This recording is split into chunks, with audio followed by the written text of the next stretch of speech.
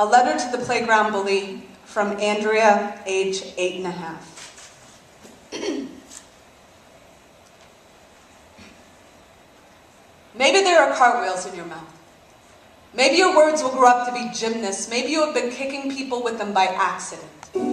I know some people get a whole lot of rocking in the rocking chair, and the ones who don't sometimes get rocks in their voice boxes become slingshots. Maybe you think my heart looks like a baby squirrel. But guess what? You absolutely missed when you told the class I have head lice, because guess what? I 100% absolutely did not have head lice, and even if I do, it is a fact that head lice prefer clean heads over dirty ones, so I am clean as a whistle on a teapot. My mother says it is totally fine if I blow off steam, as long as I speak in an octave my kindness can still reach. My kindness knows mermaids never ever miss their legs in the water because there are better ways to move through an ocean than kicking. So guess what?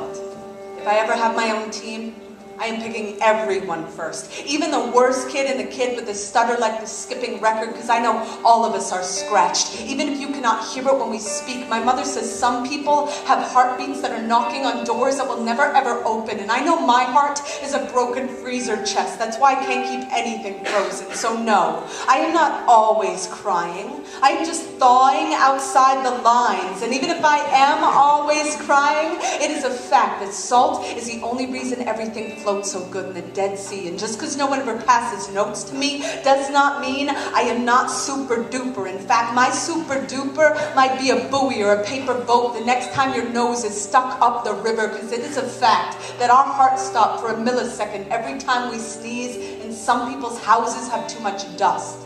Some people's fathers are like attics. I've heard attics have monsters in their walls and shaky stairs. If I lived in a house that had an attic, I think I'd nightmare. A burglar in my safety chest. Or maybe I'd look for rest in the sticks and stones, because my mother said a kid can only swallow so much punch before he's drunk on his own fist. But the only drunk I have ever known was sleeping in the alley behind my church, and Jesus turned water into his wine, so even God has his bad days. But on your bad days, couldn't you just say, hey, I am having a bad day?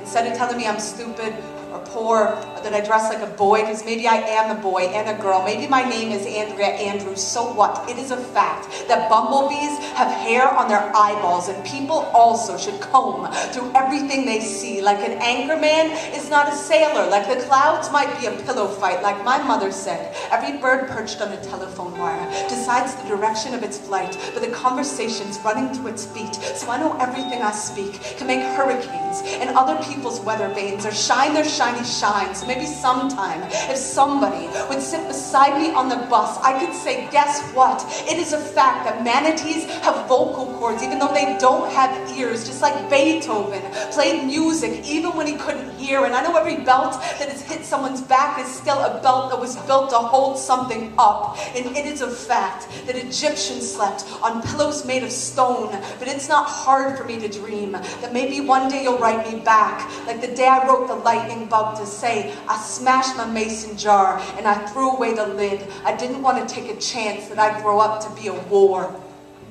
I want to be a belly dance, or an accordion, or a pogo stick, or the fingerprints, the mason leaves, and the mortar between the bricks to prove that he was here, that he built a roof over someone's head to keep the storm from their faith. My mother says that's why we all were born.